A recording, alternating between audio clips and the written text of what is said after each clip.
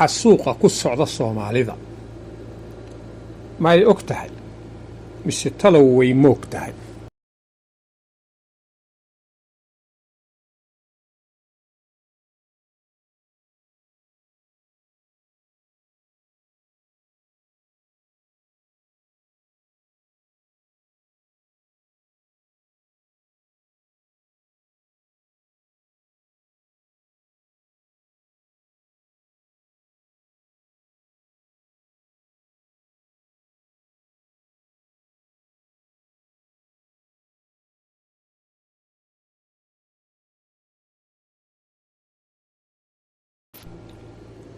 hordhac Soomaalida waxaa ku socota xasuuq daran oo ay la kulmayso oo aan helin maamul ka maareeya iyo wax fahamsanba xaggee looga yimid. Jirooyinka ugu badan oo loo dhimanayo waxaa ka mid ah cudurrada kansarka, sonkorowga, dhiigkarka iyo kuwo kale oo badan oo soo dugaala dhaqanka, daawada iyo cuntada dhacday oo waddanka qashin qub looga soo dhigay.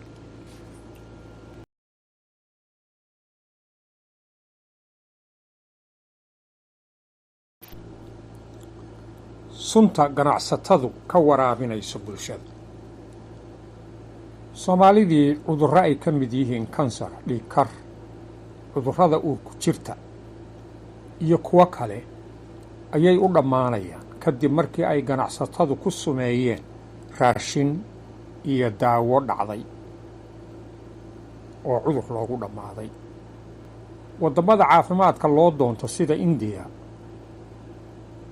oo wax ka soo nabad noqda la waayey ayaa waxay isweydiiyeen maxaa Soomaalida kansarka u soocay oo ay tarabtarabta ugu dhimanayaan. Aaway maamuladii bulshadaas hogaaminaysa. Aaway wasaaradda ku sheegii caafimaadka ee maamuladaas. Aaway culummadii dadka wacyi gelin jirtay.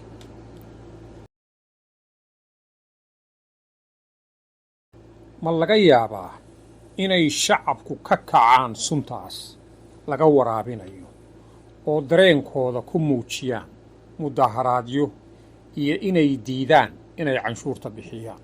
Mase laga yaabaa inay maamul goboleedyadu ay xilkooda gartaan oo hawlgeliyaan hay'ado firfircoon oo arrintaas dabagala.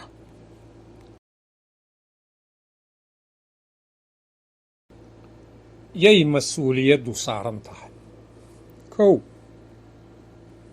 Dowlad goboleedyada oo aan xil iska saarin inay bulshadaas u adeegaan oo ka baajiyaan suntaas loo soo qooshayo. 2.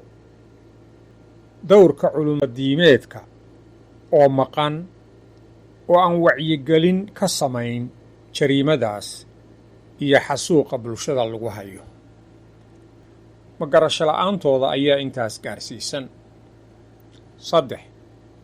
Bulshada la sumaynayo oo si dadban qayb uga ah xasuuqaas mar haddii ay canshuurta siinayaan maamul goboleed aan waxba ka qabanayn xasuuqaas iyo sunta loo qooshayo.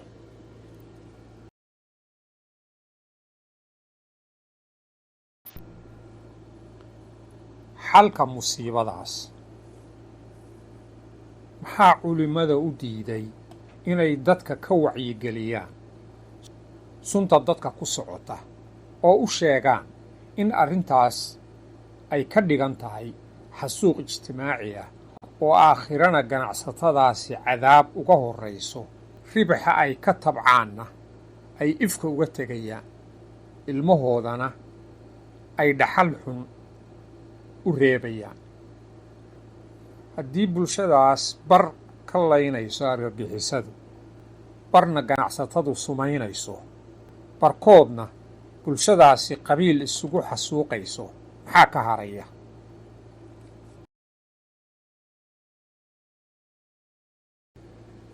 Xalka musiibadaas.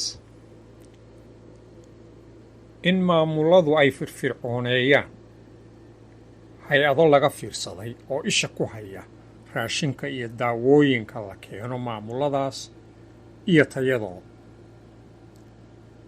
maxay ku tooran yihiin wasaaradahooda sheegta inay caafimaadka u qaabilsan yihiin maamulkaas? 2 in maamuladu ay dhiiri geliyaan dalagga gudaha ka soo baxa, canshuur adagna saaraan midka dibadda laga soo warido.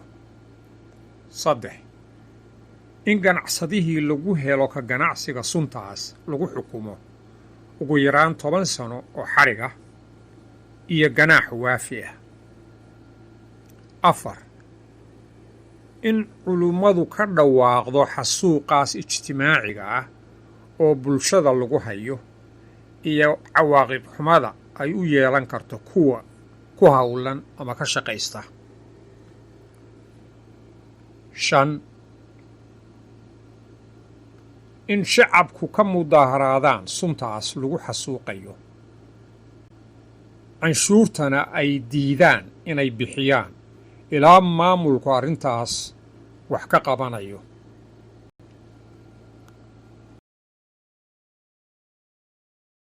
dhammaad